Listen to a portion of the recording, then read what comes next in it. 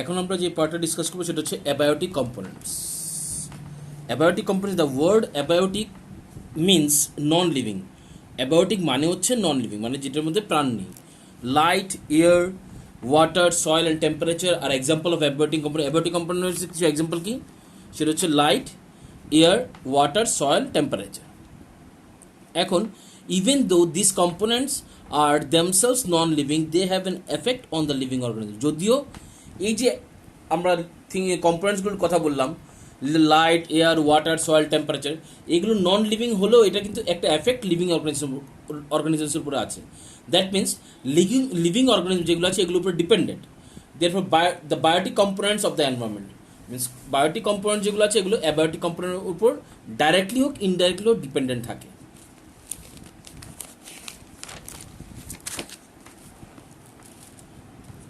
Next, plants use light to prepare their food. Plants কী করে? Light দরকার পড়ে খাওয়া তৈরি করার জন্য। The growth of plants and flowering are also dependent on the availability and duration of exposure of light. আর একটা প্ল্যান্টসের গ্রোথ অথবা ফ্লাওয়ারিং মিনস ফুল যে ফুটে, ওটাকে রাত্রেবেলা তার ফুল ফুটে না, দিনের বেলায় ফুল ফুটে, রোদ যখন উঠে আস্তে আস্তে ফুল ফোটা শুরু হয়। দ্যাট মিনস প্ল্যান্টের গ্রোথ এবং ফ্লাওয়ারিং এই দুটো ডিপেন্ড করে কিছু লাইটের উপরে। For example, kharif crops such as maize and cotton flourish in summer when day length of exposure to light is more. যেমন খারিফ ক্রপসের মধ্যে মেজে আছে, কটন আছে, এগুলো সামার সিজনে বেশি এটা ডেভেলপড হয়। কেন হয়? বিকজ ওই সময় সামার সিজনে কিন্তু লাইটের যে ল্যাংথটা, সানলাইটের ল্যাংথটা বেশি থাকে, দিন বড় হয় তাই। Next temperature. Temperature is a measure that tells us how water hot or cold something is. Temperature আমাদের বলতে সাহায্য করে কোনো একটা জিনিস কতটুকু গরম বা কতটুকু ঠান্ডা। The earth is the only known planet that has a temperature suitable for life to exist. Earth একমাত্র প্ল্যানেট যেটার মধ্যে নাকি লাইফ বাঁচার মতো টেম্পারেচার এক্স্যাক্টলি সেই পরিমাণ আছে, না কম আছে না বেশি আছে। Even on earth the temperature is not uniform all around. Even on earth the temperature is not uniform all around.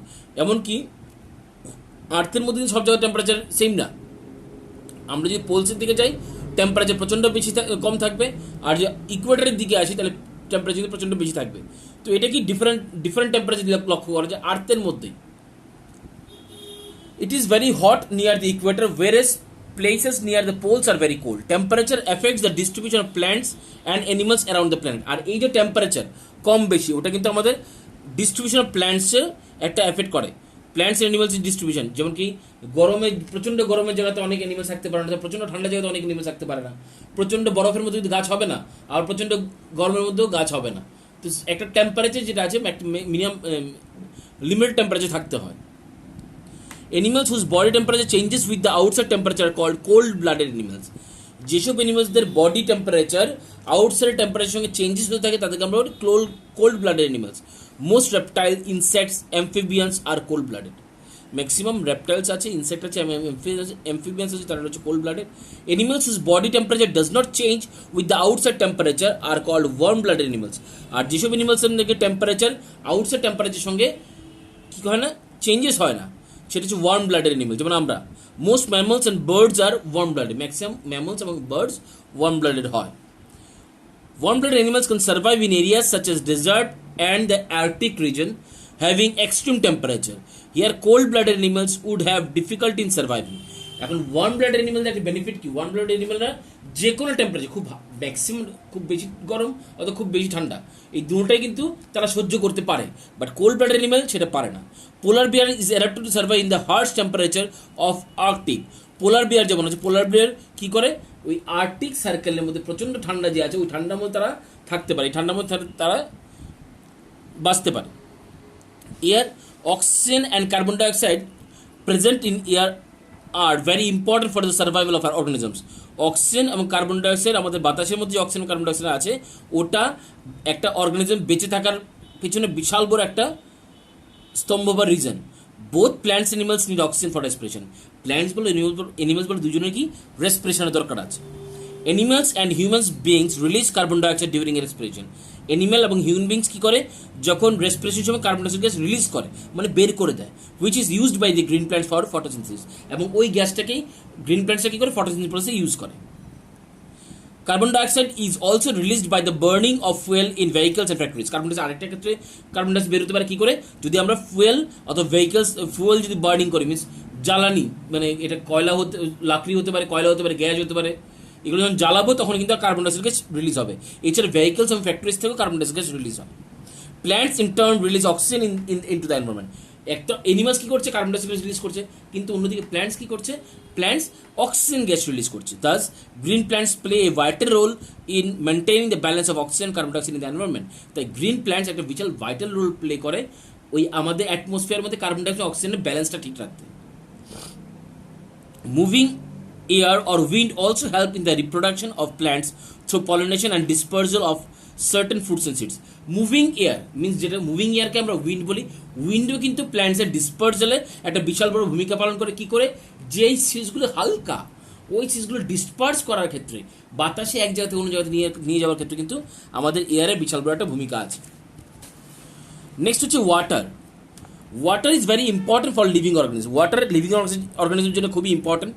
Plants absorb water through their roots, which is then transported to different parts, plant parts. Plants কী করে, রুটের সাহায্যে মাটির নিচ থেকে জল নিচ্ছে এবং ওটা প্ল্যান্টসের ডিফারেন্ট পার্টে দিয়ে দিচ্ছে। Water is essential for carrying out photosynthesis in plant. এবং জল কিন্তু একটা বিশাল বড় একটা আমাদেরকে অবজেক্ট বা কার্যকরী জিনিস, যেটা নাকি আমাদের ফটোসিনথেসিস প্রসেসকে কমপ্লিট করতে কাজে লাগে। It also plays an important role in the human body. Water আবার আমাদের হিউম্যান বডিতে বিশাল বড় একটা ইম্পর্টেন্ট রোল প্লে করে। Blood which transport substances within the human body is largely composed of water.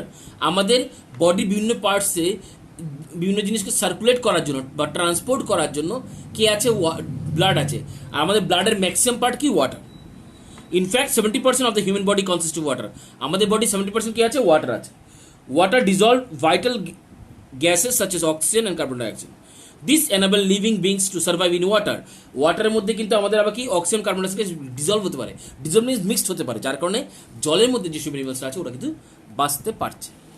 Next হচ্ছে soil. Soil is the uppermost layer of the earth crust. Earth ক্রাস্টের সবচেয়ে উপরের যে লেয়ারটা সেটা হচ্ছে আমাদের সয়েল। It has 4 layers. এটা 4টা লেয়ার আছে, top soil, subsoil, parent material and bed rock. এটা 4টা সাব লেয়ার আছে। একটা টপ সয়েল, এখানে দেখা যাচ্ছে সাব সয়েল, এরপর হচ্ছে প্যারেন্ট ম্যাটেরিয়াল, এরপর হচ্ছে bed rock. It is the top soil that plants grow. এবং টপ সয়েলের জন্য প্ল্যান্টস গ্রো করে। Soil is usefully very rich in minerals such as magnesium, potassium and phosphorus. Soil usually কি very rich, সয়েলের মধ্যে প্রচুর পরিমাণে কি মিনারেলস থাকে, কি minerals, magnesium, potassium, phosphorus. Without soil there would be no plants and thus no food for us. যদি soil না থাকে তাহলে প্ল্যান্টস হবে না, প্ল্যান্টস না থাকলে আমরা খাওয়া পাবো না। Plants grow well in loosely packed soil and it allows their roots to grow deeper and. Current চলে গেছে, তাই ভিডিওটা আমি এখানেই শেষ করছি।